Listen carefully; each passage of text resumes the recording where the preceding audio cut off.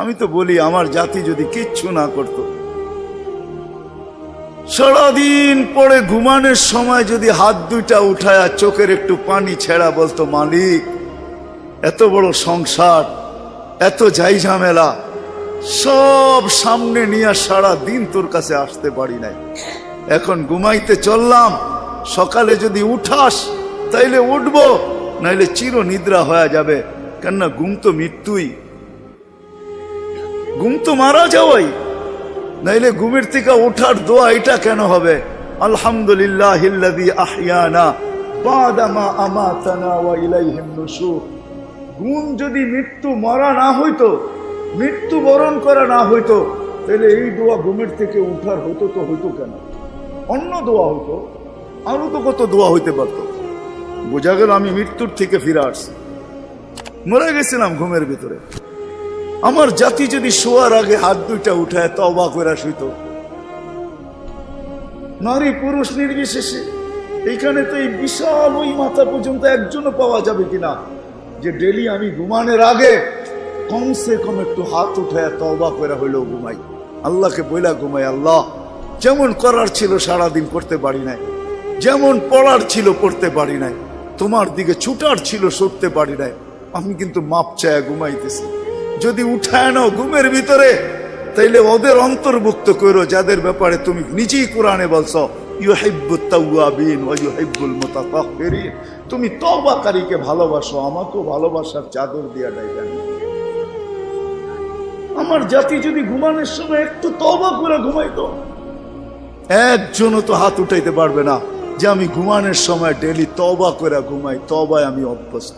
যুবক আসো, ভাবো, সবার পায়ে হাত রাখা বলতেছি, যে যে স্থানে আছি, যার যতটুকু পজিশন দুনিয়াতে, রিক্সা চালাও, তুমিও ভাবো যে এই ছোট জীবনটা কেন দিলেন? বাবা উচিত কেন দিলেন? ওই জান্নাত পাওয়ার জন্য দিলেন। বলে আপনি কি করে বলেন? এই জন্যই বলি, কেন আমাদের যাত্রা জান্নাত থেকে, আমরা জান্নাতে যাব।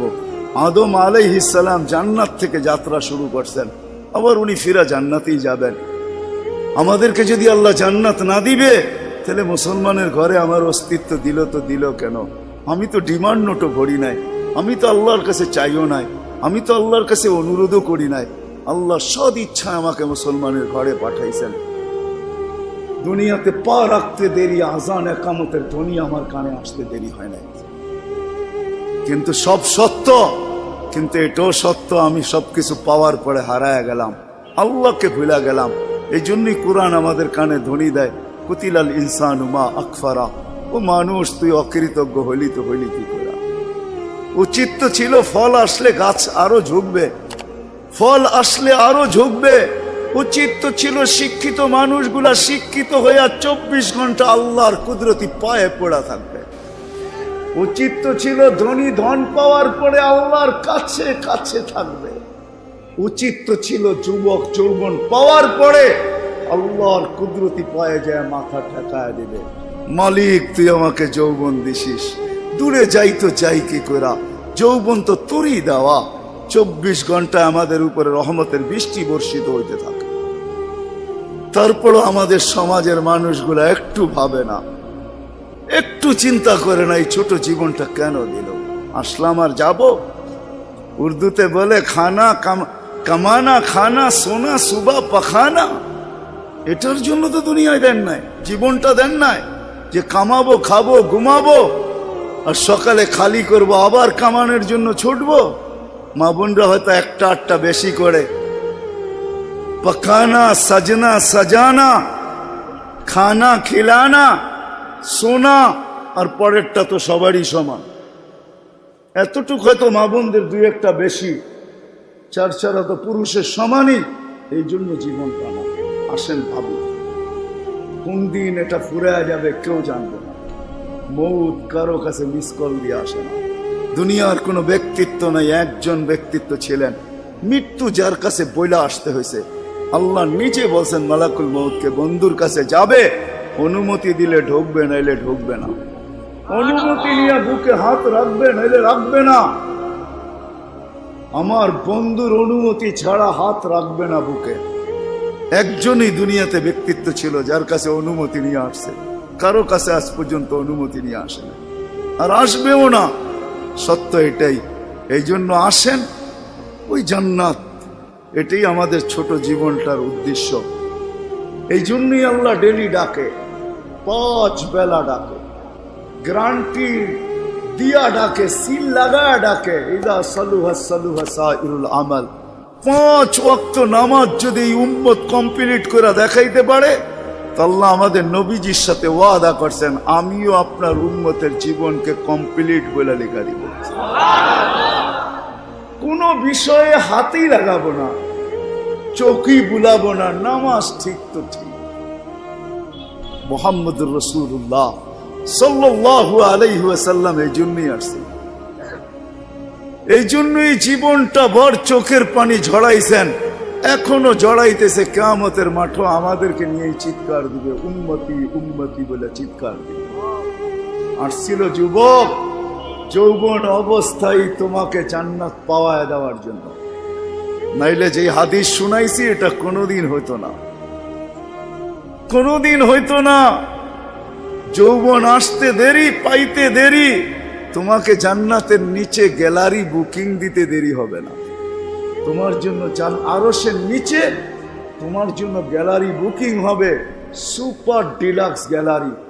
সাবাতু ইয়াদিল্লুহুমুল্লাহু তাহতা দিল্লি আরশি ইয়াউমা লা দিল্লা ইল্লা দিল্লু শাবুন নাশা ফি ইবাদাতিল্লাহ।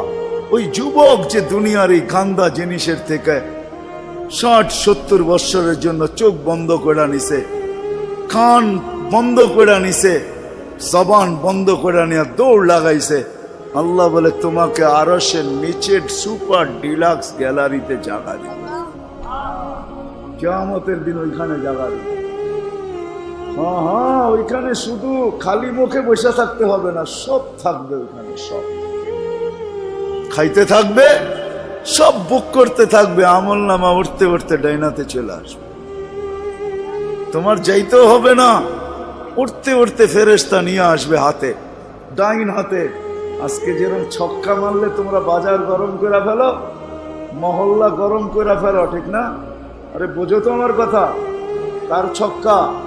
ক্রিকেটে দেখো না মাঝে মাঝে তোমাদের পছন্দের প্লেয়ার যদি ছক্কা মারে বা টিম যদি ছক্কা মারে, তাহলে পুরো বাজার গরম করে ফেলো, ঠিক না? আমল নামা ডাইনাতে আসতে দেরি, আরশের নিচ গরম করতে দেরি করবে না।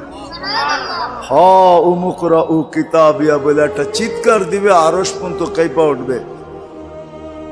আল্লাহ মুস্কি মুস্কি হাসবে যে দেখো কি চিৎকার দিতেছে।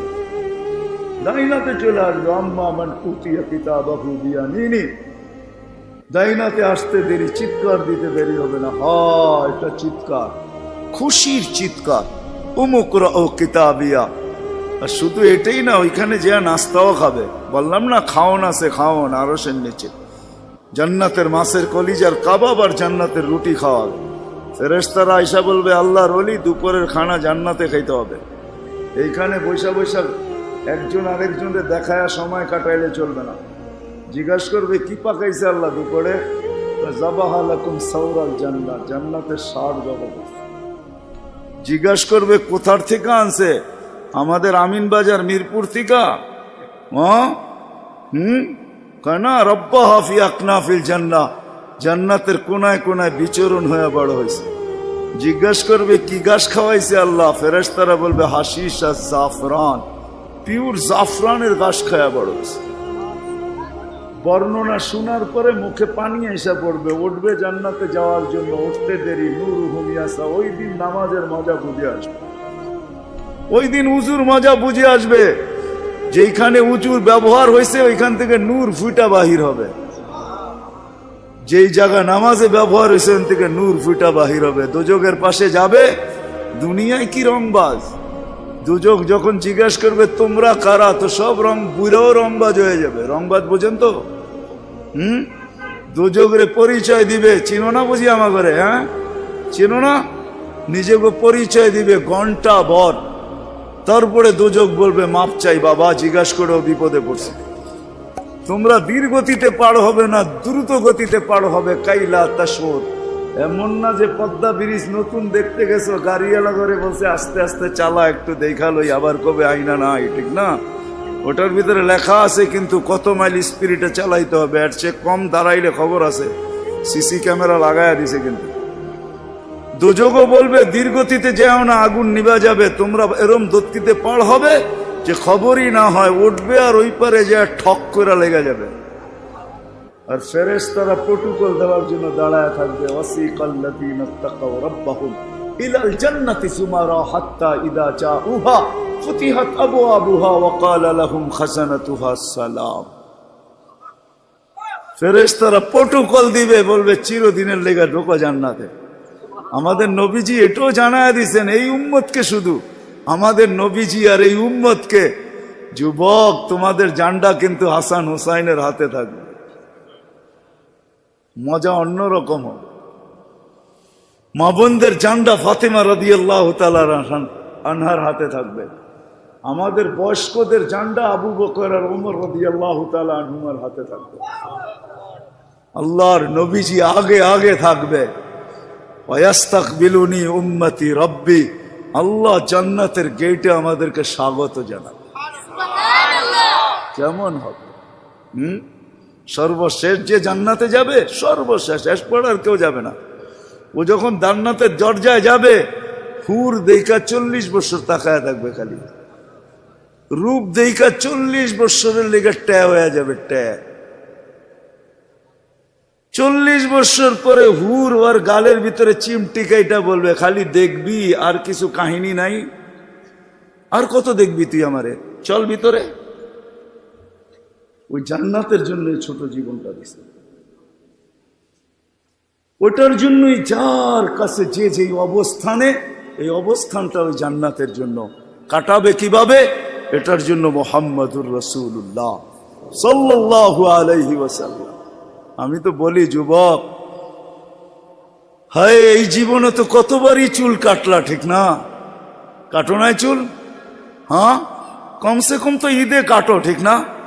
আজ পর্যন্ত সেলুনে যে কোনোদিন বলছো যে আজকে তোদের যতগুলা ডিজাইন আছে এগুলা সরা? ও যদি বলে তোর মাথায় কি হলো, কয় না না সরা তুই এই ডিজাইন। আজকে আমি নিয়ত করে আসছি আমার চুল কাটবো আমার নবীর ডিজাইনে, আমাকে কাটা দিবি। একজন যুবক দেখো, বলো কসম খোদার, যদি তুমি নবীর মহব্বতে একদিন চুলও কাটতে পারো, তাহলে আমি জানি তোমার যদি ঈমান নিয়ে মরতে পারো, একদিনের চুল কাটা তোমাকে জান্নাতে নিয়ে যাবে। নবীর আদর্শ আল্লাহর কাছে বড় প্রিয়।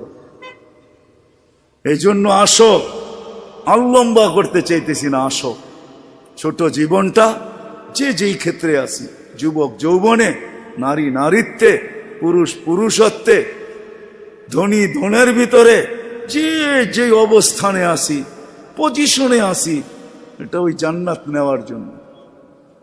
নাইলে পস্তাইতে হবে, সওয়া যাবে না, এটাই সত্য। এক এক দুযোগীর এক একটা দাঁত হবে 10 কিলোমিটার চওড়া, উপরের মারিটা হবে 160 কিলোমিটার, বসতে জায়গা লাগবে 470 কিলোমিটার।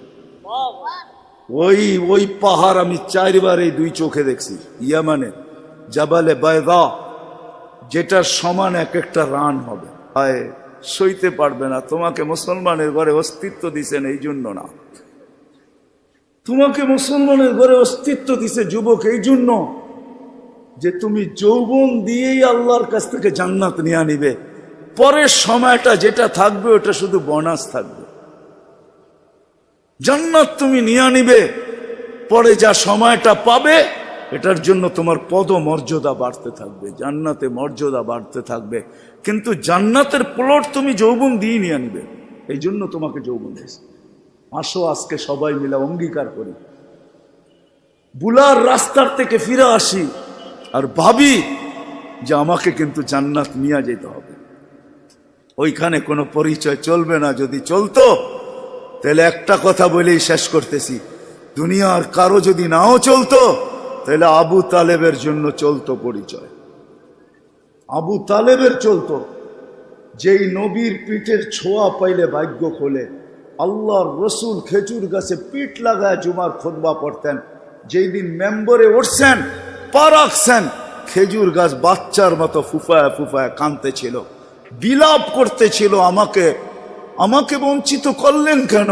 পেটের ছোঁয়া দিতেছিলেন, ধন্য হইতেছিলাম, কেন বঞ্চিত করলেন? মেম্বরে কেন পা দিলেন? আল্লাহর রসুল সান্ত্বনা দিতে দিতে এই পর্যন্ত সান্ত্বনা দেওয়ার পরে কান্না থামছে যে তোকে আমি জান্নাতে নিয়ে যাব।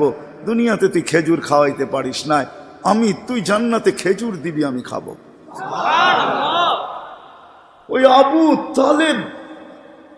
আবু তালেবই আল্লাহ রসুলের ছোঁয়ায় ধন্য হতো। 44 বৎসর চাচার সিনায় থাইকা বড় হয়েছেন। 44 বৎসর পর্যন্ত চাচার সিনায় ছিল। ও যুবক, আমি চুল কাটার কথা এই জন্য বলতেছিলাম। আনাস ইবনে মালিক রাদিয়াল্লাহু তাআলা আনহু বলেন, আল্লাহর রসুল আমার ঘরে আসছে, আমি দস্তরখান বিছায়া দিছি, খাইছেন, দস্তরখান দিয়ে হাত মুছছেন। ওই দিন থেকে নিয়ে আজ পর্যন্ত যতদিন বেঁচে থাকবো দস্তরখানকে পানি আর সাবান দিয়ে আমি পরিষ্কার করি না, আর করবো না। যখনই ময়লা হয় আমি আগুনে নিক্ষেপ করি, আগুন ময়লা খায়া ছাই করে ফেলে, আমাকে চকচকে দস্তরখান ফেরত দেয়। একটা সুতাও জ্বালানোর ক্ষমতা রাখে না। যেই রসুলের হাতের ছোঁয়া পাইলে দুনিয়ার আগুন, দুনিয়ার সুতা পড়তে পারে না। তুমি যদি ওই রসুলের স্টাইলে চুল কাটো তো দোজখ তোমাকে ধরবে, তো ধরবে করতে পারে। আমার কাছে লজিক আছে, যুক্তি আছে। আসো, কোনো পরিচয় চলবে না, চলবে শুধু মুহাম্মদুর রাসূলুল্লাহ, তার আদর্শ চলবে। এই জন্য আসেন, ওয়াদা করি আজকের থেকে যে আমি আমার জীবনটাকে আল্লাহর রসুলের আদর্শে যে জায়গায় আছি, গরিব গুরবতের ভিতরে থেকে, হায় গরিব তো ভাবে দুনিয়াও পেলাম না, আমিও ভাবি গরিব দুনিয়াও পেল না, আখেরাত যেন হাতছাড়া না হয়। কিয়ামতের মাঠের আধিপত্য গরিবদেরই থাকবে। একটাই সম্প্রদায় কিয়ামতের মাঠে যাদের হিসাব কিতাব হবে না, কানে কানে ফেরেশতা বলবে ইনতালিকু ইলাল জান্নাতি বিগাইরি হিসাব ওয়ালা কিতাব, তোমাদের হিসাবও নাই কিতাবও নাই, চলো জান্নাতে চলো। এই জন্যই আল্লাহ রসুল গরিবদের ভিতরে উঠতে চাইছেন। অহশুরনি ফি জুমরাতিল মাসাকিন, হিসাব কিতাব নাই। শুধু এইখানেই শেষ না, আল্লাহ বলবে তামাত্তাউ 500 আম হাত্তা ইয়াদখুলাল আগনিয়া, দুনিয়াওয়ালারা দুনিয়ায় ভোগ করছে 60-70 বছর, তোদেরকে দেখায় দেখায়, তোরা খাবি 500 বছর ওদেরকে দেখায় দেখায়। 500 বছর পরে ধনীদেরকে যেতে দিবে। এই পাশে বসায় রাখবে, বলে বসো আর দেখো ভিতরে কি করে। গরিব বড় বড় বার্গার লইব, 2 হাতে ধরে টানবো আর খাইব। বড় বড় গ্রিল লইব, দুনিয়ার যত খানা জান্নাতের এটা লইব, আর লম্বা লম্বা টান দিব আর দেখাইব আর চোখে টিপি দিব। কি বেরিয়েছেন কেন? ঠিক না? আমি তো মাঝে মাঝে বলি, হুজুররা কি বলবে জানি না, হুরেরও যদি আয়ে বলবো পরে অনেক সময় আছে তোর লোকে দেখা করার, যা এখন 500 বছর খাওয়ার অনুমতি দিছে, দুনিয়ার 60টা মিটায় লই, 500 বছর খায়া লই, পরে দেখা করবো বাগেন থেকে। হুরের কাছেও যাবে না। আল্লাহ ওই গরিবকেও ওই ক্ষেত্র দিছেন, ধনীর জন্য দিছেন। ধনীর জন্য যে দেন না এমন না। তাহলে হুসাইন ইবনে ইয়াজ রহমতুল্লাহ আলাইহি বলতেন না, আমাদের সমাজের বিত্তশালীরা যদি গরিবের বাড়িতে যায় আর যা তালাশ করে কার ঘরে কি পাক হইল কি হইল না, আল্লাহর রসুল বলে তুবাল আমির আলা বাবিল ফকির, এর চেয়ে উত্তম ধনী কেউ নাই যে গরিবের দরজায় যায় খটখটায়। ফুজাইল ইবনে ইয়াজ বলে তুমি 1 লোকমা ক্ষুধার্তের মুখে উঠায় দিবা, লুকমাতুন ফি বাতনিন যায় খায়রুম মিন বিনাই জামে, একজন আল্লাহর ঘর বানায় যা না পাবে, তুমি গরিবের ক্ষুধার্তের মুখে 1 লোকমা উঠায় দিয়ে এর চেয়ে বেশি সওয়াব পাবে। আল্লাহর ঘর বানাইলে জান্নাত পাওয়া যায়, গরিবের মুখে 1 লোকমা খানা উঠায় দিয়েও জান্নাত পাওয়া যায়। হাদিসে কুদসি আছে, আল্লাহ বলে আমি ক্ষুধার্ত ছিলাম, তুমি কেন খাওয়াইলে না? তো বান্দা বলবে আপনি, সুবহান, আপনি আবার ক্ষুধার্ত? তা আল্লাহ মানুষ সামনে নিয়ে আসবে, এ ক্ষুধার্ত ছিল, তোমার কাছে হাত পাচ্ছে, তুমি ধাক্কা দিয়া বাহির করে দিছো, একে খাওয়াইলে আমাকে খাওয়ানো হতো। জিজ্ঞেস করেন হাদিস আছে না নাই? আমি কাপড়হীন ছিলাম, তুমি কেন আমাকে কাপড় পরাইলে না? ধনীকেও ধন দিছেন এই জন্য, শিক্ষিতকেও শিক্ষা দিছেন এই জন্য। আসেন, অর্জন করব তো, শিখবো তো, পাক্কা ওয়াদা। নামান সর্বশেষ ওয়াদা, আজকের থেকে নামাজ ছাড়বো না। ওয়াদা, কিন্তু ওয়াদা হইলে উঠান, নাইলে উঠান না। আজকের থেকে নামাজ কোনো মতে ছাড়বো না। আর সর্বশেষ কথা, আলেম ওলামাদের কাছ থেকে শিখ।